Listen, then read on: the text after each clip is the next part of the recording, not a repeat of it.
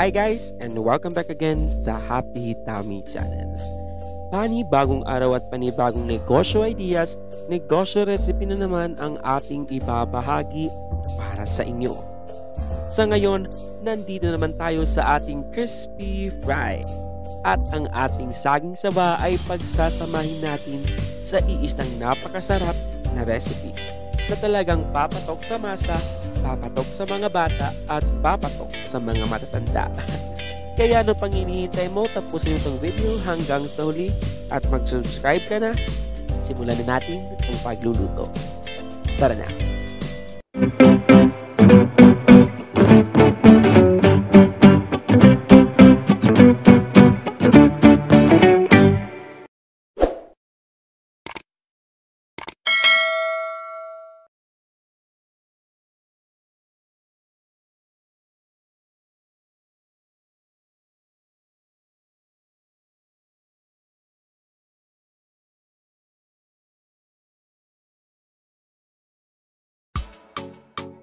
Para sa ating mga ingredients, so meron lang dito tayong saging saba, ang ating crispy fry, ang ating breadcrumbs, isang buong itlog, at 1/2 cup ng all-purpose flour. At para sa ating pagpiprito, meron lang tayong cooking oil. At para sa ating unang procedure ay balatan muna natin ang ating mga saging saba. Ayan guys, dapat ang ating bibilihin na saging saba ay yung hinog na para matamis ito. So balatan lang natin itong lahat.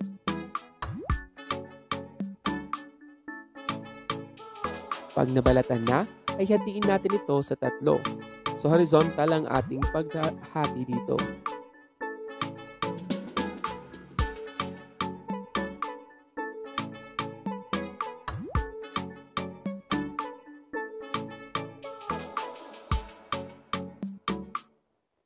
Pag nahati na nga lahat, ay kumuha tayo ng barbecue stick and then tusupin lang natin ang ating mga nahating saging saba. At para sa ating barbecue stick, kailangan yung manipis na barbecue stick lang ang yung gagamitin dito dahil may tendency na mapunit ang ating mga saging saba pag yung malalaking barbecue stick ang ating ginamit dito. So set aside lang natin at sa next procedure na tayo. At para sa ating next procedure ay durugin natin ng pino ang ating breadcrumbs. So bakit nga ba natin ito dinudurog? Wala lang, tip ko lang. Hindi guys, dudurugin natin ito para pag prinito natin mamaya ay hindi masunog agad ang ating breadcrumbs. Kung wala kayong food processor, pwede kayong gumamit ng blender. Kung wala naman kayong blender ay huwag nyo na lang itong durugin. So set aside lang natin sa next procedure na tayo. At para sa ating next procedure ay mag-crack tayo ng isang buong itlog sa ating wine glass. Para napakasosyal naman. Pagkatapos ilagay na natin ang ating 1 tablespoon ng milk. And then mix lang natin hanggang mag-combine ang ating egg at ang ating milk. And then maglagay na tayo ng another 1 tablespoon ng crispy fry. And then ilagay na natin sa ating egg and milk mixture. So mix lang natin ito hanggang mag-combine ang ating crispy fry sa ating egg at milk. At pagkatapos ilagay na natin ang 1/2 cup ng all-purpose flour. So hindi natin agad ito lahat ibubuhos. So mix lang natin ito. And then magdagdag ulit tayo ng ating milk dahil hindi pa siya medyo malapot ang ating flour mixture. So mix lang natin hanggang makuha natin ang right consistency. Pagkatapos ay pwede na nating i-dip ang ating mga saging. So ito lang ang mga kakailanganin natin. So dip lang natin ang ating saging. So dapat maging maingat lang tayo dahil may tendency na matanggal ang ating saging sa ating barbecue stick. Pagkatapos ay ibudbud na natin ito sa ating breadcrumbs. And then repeat the process lang sa lahat ng ating mga saging.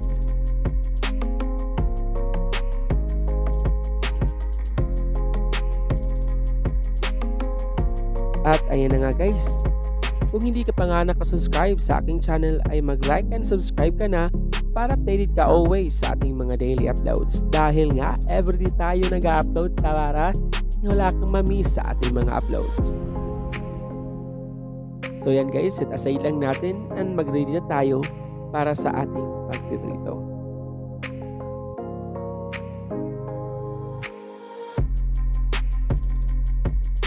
At para sa ating pagpiprito, ilabas na natin ang ating mahiwagang frying pan. Pagkatapos painitin natin ang ating mahiwagang butane at ilagay ang ating mahiwagang cooking oil. Napakasosyal.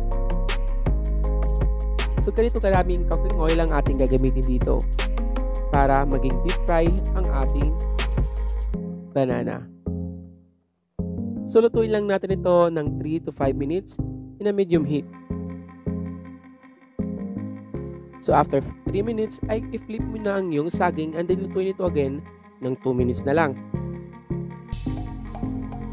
So kailangan maging golden brown ang ating saging para mas lalong masarap tingnan at lalong masarap tingnan. Pag golden brown na nga, i-drain muna natin sa ating strainer, palamigin at pwede na tayong magtikim.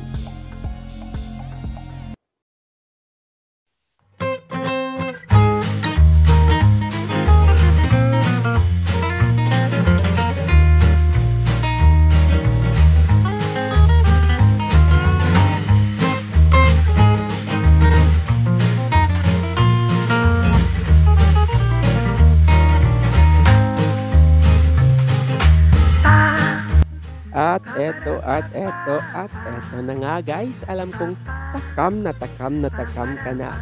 Kaya ano pang ginagawa mo, gawin mo na ito sa inyo na talagang masarap na pang merienda, masarap din na pang ulap.